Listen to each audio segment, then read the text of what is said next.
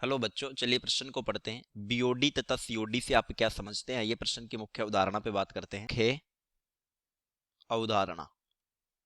BOD तथा COD को oxygen की बीओडी तथा सीओडी को ऑक्सीजन की आवश्यक मांग के रूप में आवश्यक मांग के रूप में संदर्भित किया जाता है संदर्भित किया जाता है।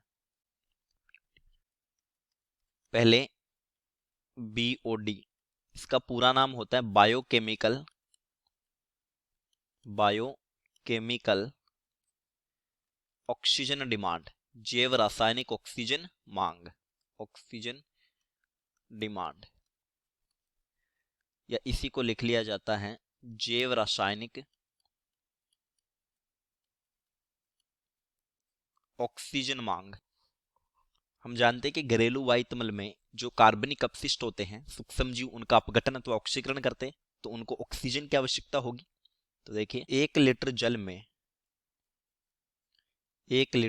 जल में उपस्थित कार्बनिक अपशिष्ट की 1 लीटर जल में उपस्थित कार्बनिक अपशिष्ट के अपघटन अथवा ऑक्सीकरण के लिए सूक्ष्म जीवों द्वारा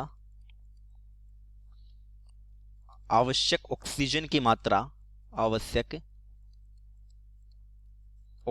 की मात्रा बीओडी कहलाती है।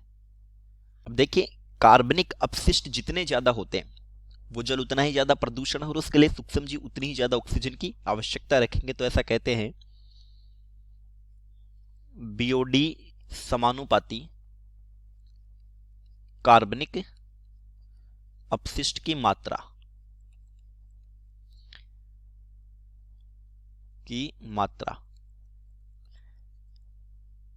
यानी वो जल उतना ही ज्यादा प्रदूषित होगा, जल का प्रदूषण। एक बात और, अगर कार्बनिक पदार्थों की मात्रा बढ़ती है, अपशिष्ट कार्बनिक पदार्थों की मात्रा बढ़ने पर अपघटन की दर बढ़ जाती है, अपघटन की दर बढ़ जाती है, जिससे जल में घुलित ऑक्सीजन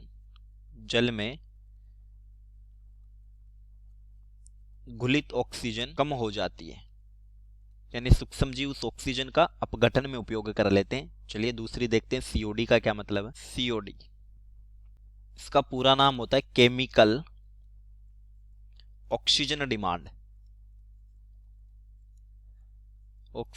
डिमांड, यानी कि रासायनिक ऑक्सीजन मांग। ये मांग सूक्ष्म जीवों के लिए नहीं है, बल्कि जो ऑक्सीकारक रासायनिक पदार्थ होते हैं उनके लिए हैं। जैसे कार्बनिक पदार्थों, ये जैव अपघटनीय और अजैव अपघटनीय दोनों तरह के हो सकते हैं। ऑक्सीकरण के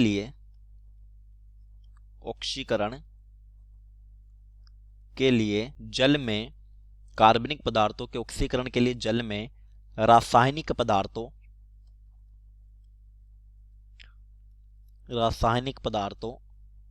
जैसे ऑक्सीकारक हो गए K2Cr2O7, रासायनिक पदार्थों को आवश्यक ऑक्सीजन की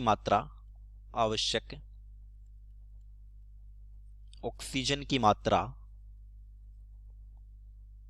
सीओडी कहलाती है।